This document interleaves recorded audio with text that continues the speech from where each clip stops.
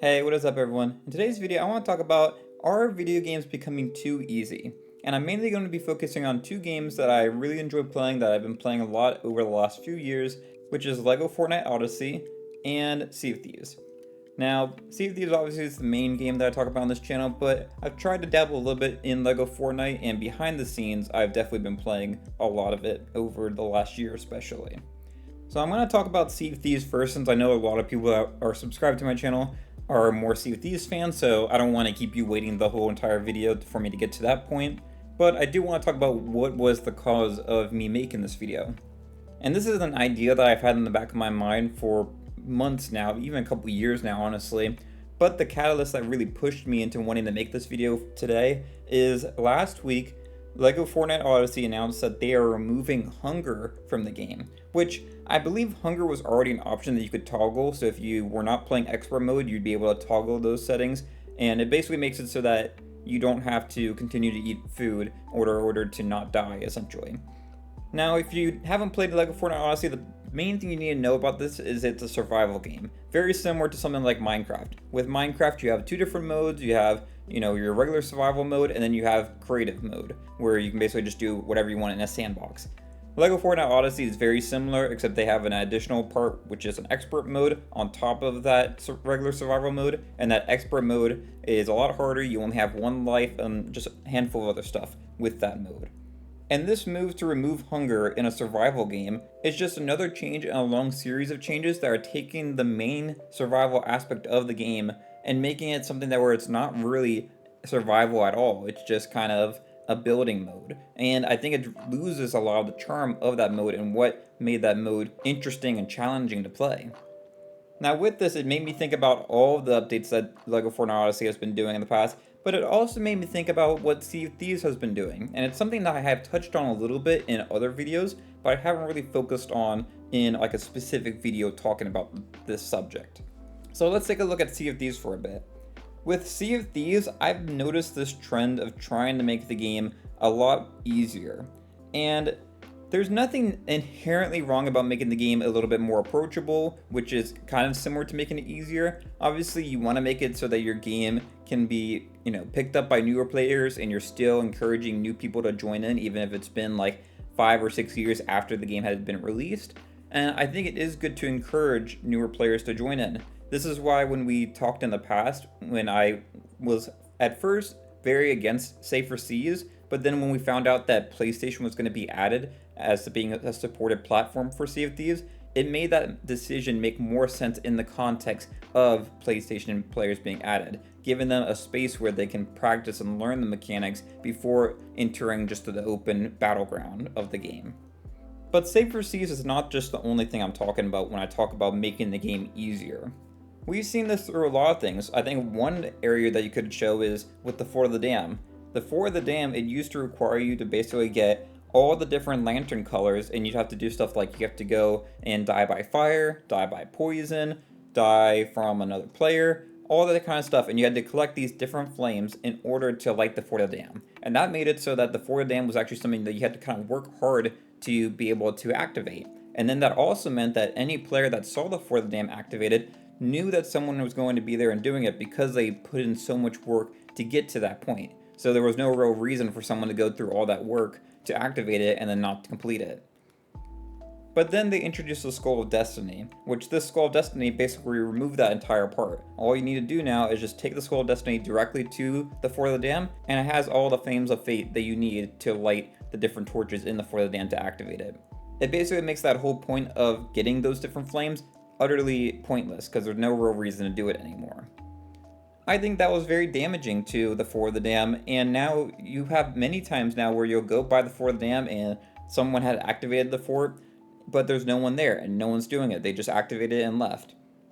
This has happened many times, and it's also something where people can also stack the Fort of the Dam, which makes a lot of the rewards a lot less useful. So you'll have people that get into like an alliance server or something like that, and then they'll just keep running through it. And that was always a thing. It wasn't just because the Skull of Destiny got added, but I think the Skull of Destiny accelerated that kind of process that people were doing, where they just were going in, grabbing a bunch of Skulls of Destinies, and then activating it over and over and over again, and just kind of racking it up real quick. Now, some people really like that aspect of the game.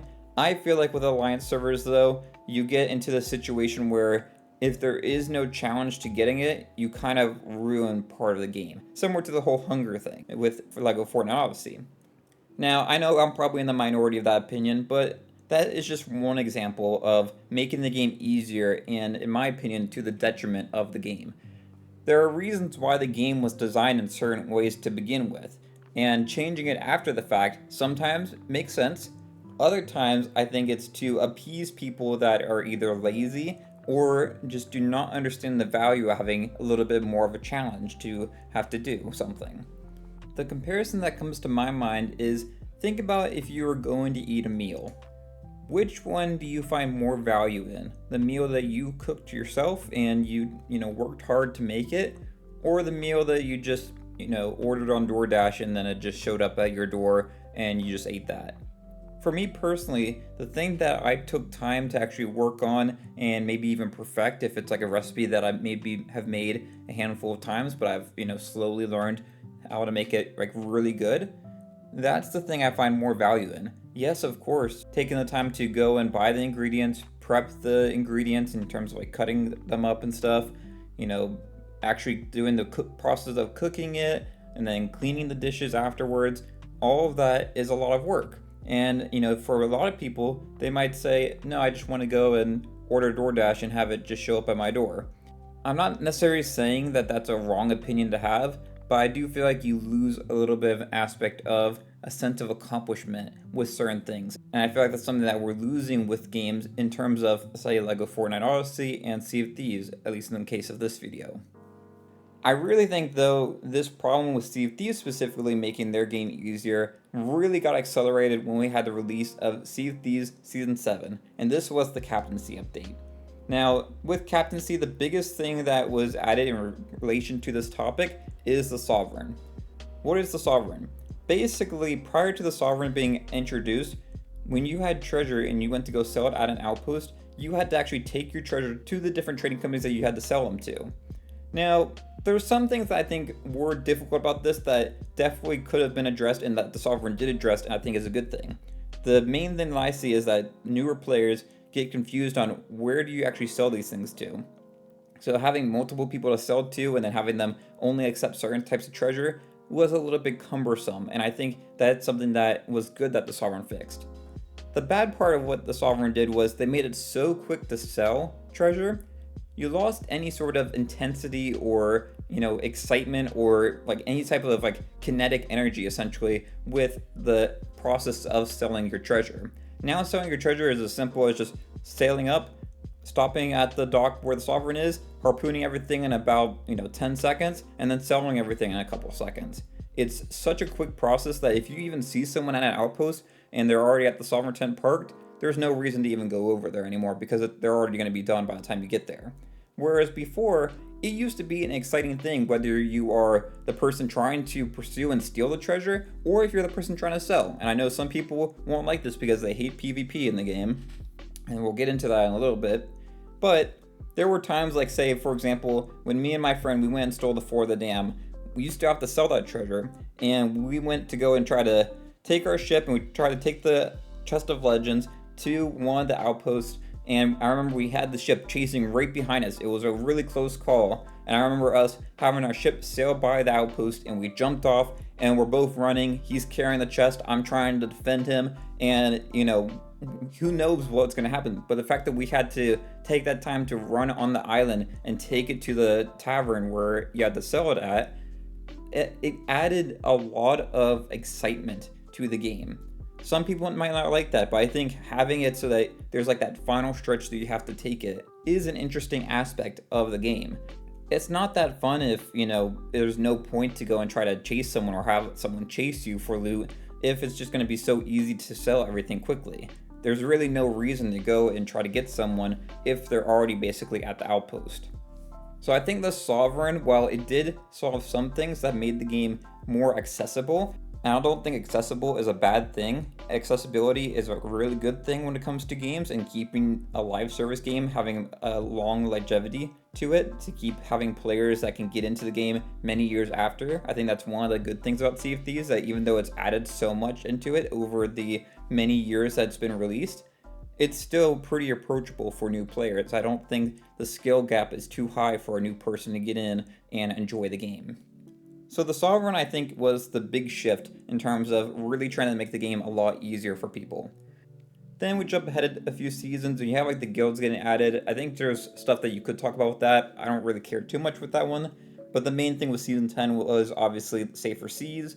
And Safer Seas, like I mentioned at the beginning of this video, I understand it in the context of new players and like the PlayStation people that are getting added a few months after that release and all that stuff. I'm okay with Safer Seas. The problem with Safer Seas though is it basically encourages a certain mentality, which was a pretty minority opinion in the game up until that point, which was basically people that said that, PvP has no place in Sea of Thieves and it shouldn't exist, essentially. So it was one of those things where it's like if you give them a little, they'll ask for even more. And this was one of those situations, I think. So, they kept asking for, PvE servers, give us that. We just want to go play PvE. And Sea of Thieves did it. They basically obliged. They gave them Safer Seas, where they could go and do a majority of the content in the game. And the main things that people were complaining about, which stuff like Tall Tales. I think it's valid to be upset that someone's attacking you while doing a tall tale. It's basically a story campaign, and I think that makes sense to want to do in a private server. But the problem is, because they encourage that mentality, now you have people that will say, well, it's not fair that you can make more money in high seas as opposed to safer seas. Well, then they changed that for that. But originally, it makes sense. You shouldn't be able to go into safer seas and not have the threat of another player that could attack you. Without that other threat, you could basically just go in and stack a bunch of loot, and there's really no chance that you're going to lose that loot unless you're really stupid and die to a skeleton ship or something, which they've also nerfed the skeleton ships and megalodons and all that kind of stuff over the years. So a lot of that stuff is already pretty easy to complete as opposed to when they first were introduced many years ago. And I think the problem with that is you might say, well, what's the issue? It's just they're, getting more gold on their account or whatever. It doesn't really affect you. Well, in some ways it does. With the game like Sea of Thieves, the whole idea is you're trying to make as much gold as you can, and you're trying to buy all these outfits. So if you have people that are in Safer Seas just grinding it out and trying to make as much money as they can in there, and they don't have to deal with the threat of other players, like the people that have been playing Sea of Thieves for years prior to Safer Seas had to do, well, then you have a situation where, one, you have less prepared players because people that are getting higher and higher in the ranks of Safer Seas, getting their trading companies up and stuff, they are not having to go up against other players, so they're not actually getting better at the game. They're just stagnating in their ability. I think Safer Seas can help get players somewhat prepared in stuff like how do you sail your ship, how do you, shoot your guns, how do you, manage your resources, what kind of food should you eat in different situations based on your health bar. Those kind of things you can learn in Safer Seas.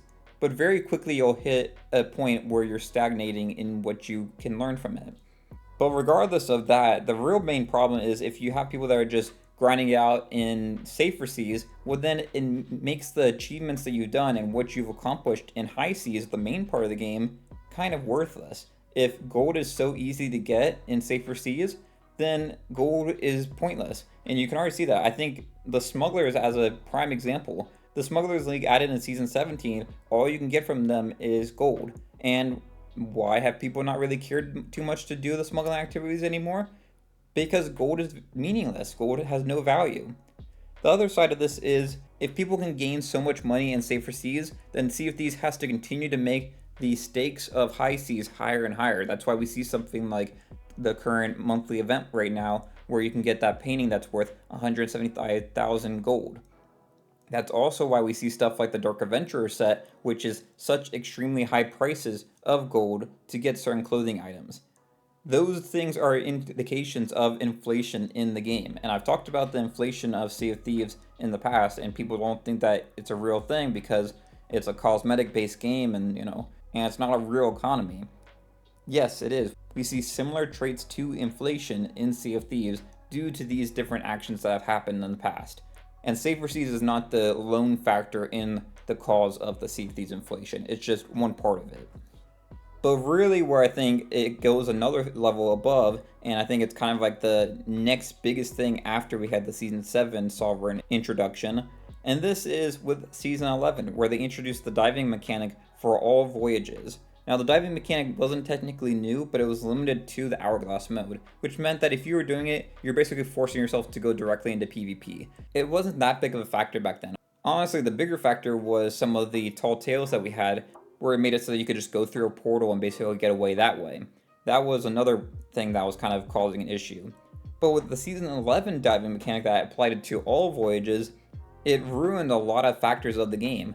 So I think the biggest factor, and I've talked about this before too, is tucking. Season 11 did the most damage to tucking as opposed to any other update in the game's history. Tucking was basically ruined with Season 11 because it made it so that if you were trying to tuck on someone's ship, they would just basically dive and go away to a different server, and it would completely remove that factor. It also makes it so that because people are diving in and out of servers constantly, there's no point to check the emissary tables anymore to see if anyone's on the server that's worth going to try to find. It removes the whole factor of what the emissary system was for in the first place, which the emissary system was meant to be a risk versus reward type of function. You take on more risk by marking yourself on the server that you're trying to get a certain type of treasure, but in exchange for that increased risk, you now have the ability to gain a multiplier on that reward. But now with the diving mechanic introduced, it makes that whole process kind of null and void, because you might get onto the server and you might see, oh, there's like a merchant emissary out there. You could go try to sail for it for, 10 minutes, and by the time you get to the other side of the map and you go check the outposts again, that merchant's gone. It's already dived to a new server. But you also have the factor that now people are no longer stacking their loot because they have to sell every time before they can dive. So they go and get a little bit of loot, they go and sell, and then they dive and rinse and repeat.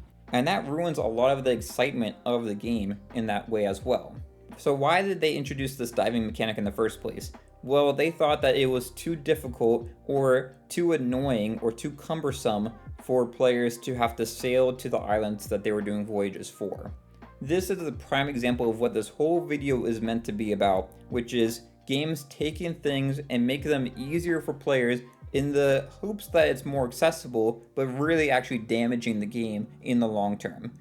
When you add up all these changes together, not one of them on their own is enough to ruin Sea of Thieves, but if you take them all as a whole, it changes the game fundamentally to where it was before.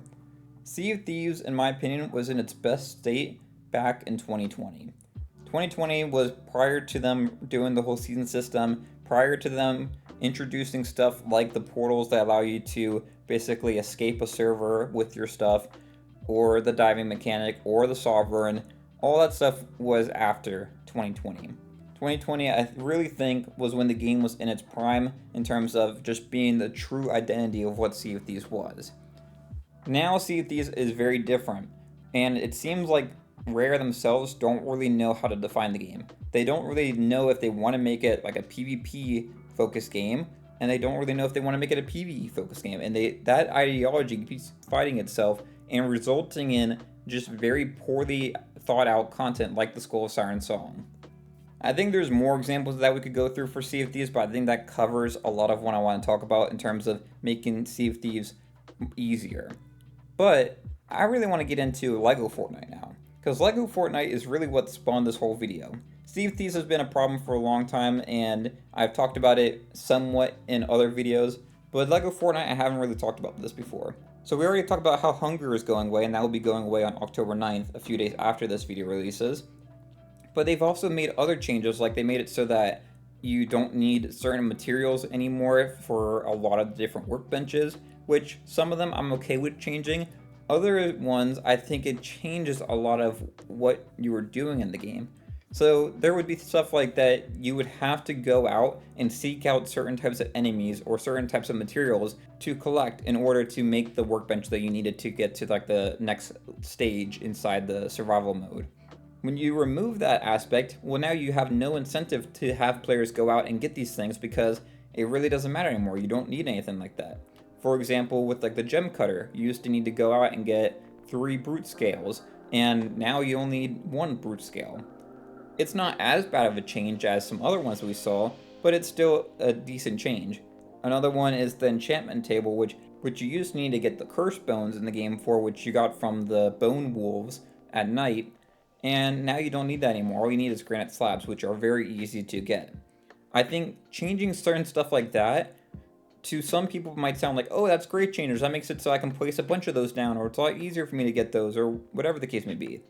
But to me, when I see that, it tells me that, hey, we no longer want to have incentives to go and actually play the game.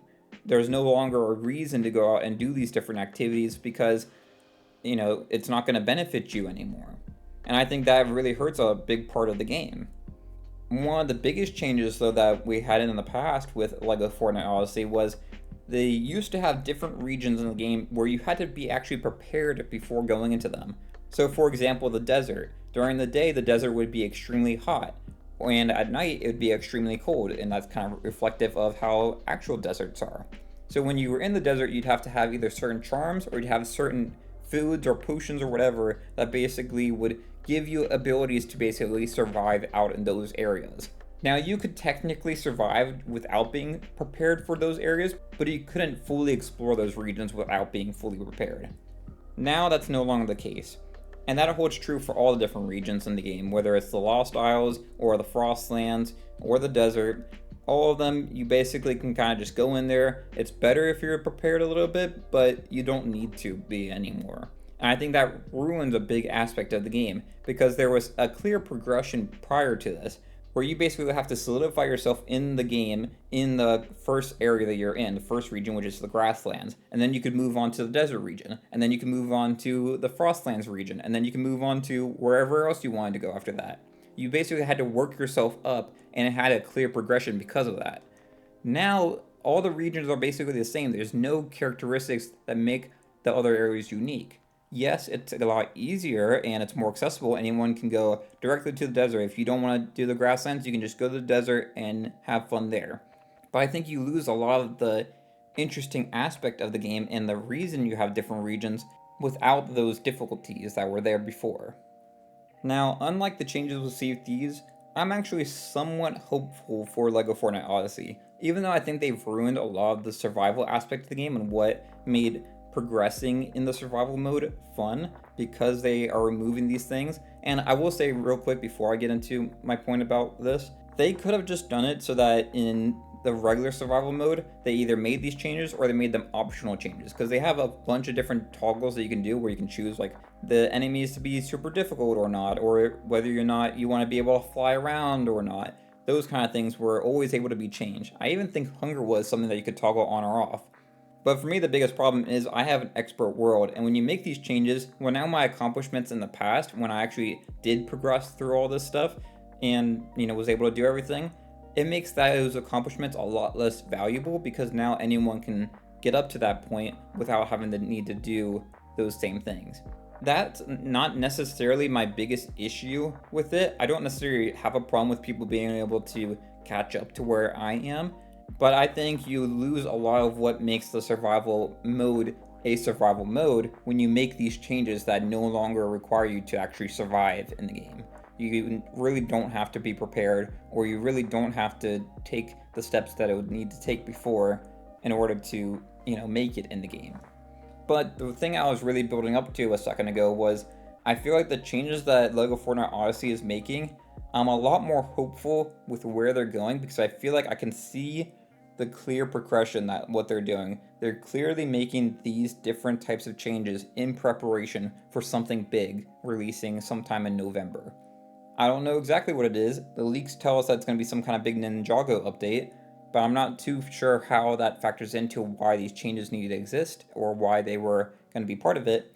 But I'm trying to learn, I guess, from the past, because I was very harsh on Safer Seas when it first came out, and then I understood why Safer Seas was introduced after we had the announcement that PlayStation was coming in. And I feel like history is repeating itself a little bit with this, where I can see that with LEGO Fortnite Odyssey, they are clearly building up to something with these changes. I might not agree with the changes, and honestly, we might have this big release of content coming up, and I might still be against a lot of these changes that they did. But I'm at least more hopeful in regards to these changes that they've done to the game as opposed to Sea of Thieves, where I think Sea of Thieves their whole purpose of making core parts of the game easier is because they are trying to maximize profits, because they see a lot of people leaving the game, and what they're trying to do is basically they need new players to come in, but they need to make the game easier for new players. But I actually think it's a cyclical effect. Because they're making the game easier, it's making older people leave the game because the game is no longer the same as what it was before, which makes them actually make more changes to make the game easier, which then pushes out more people. So we're having this like circular effect where the changes that they're making pushing people to leave, which then pushes them to make more changes, which then pushes them to make more people leave. It's a whole big issue with Sea of Thieves, and I am not hopeful for what they've been doing with the game and these changes and how they affect the game long term. Lego Fortnite Odyssey, on the other hand, I have a lot more hope for, especially with some of the recent announcements, what they've been doing. I think I'm excited to see where this goes. Not necessarily saying that I agree with the changes that they've done, but I'll at least give them a chance to prove that those are the right decisions. But with all that said, I know I kind of rambled for a long time. I really just wanted to talk about this. I thought it was a good opportunity to kind of bring two games together that I really do enjoy playing, even though I will criticize them when I think they deserve criticism. But I'd love to hear in the comments below, what do you think about this? Do you think there's any other things that have been made too easy in either of these games or in other games? And is this a trend that we're seeing across the game industry, or is this just isolated to these two games that at least I'm familiar with? I'd love to hear all y'all's thoughts in the comments below on this topic, but if you enjoyed this video, it'd be great if you left a like and subscribe. And until next time, thanks for watching, I'll see y'all later. Bye y'all.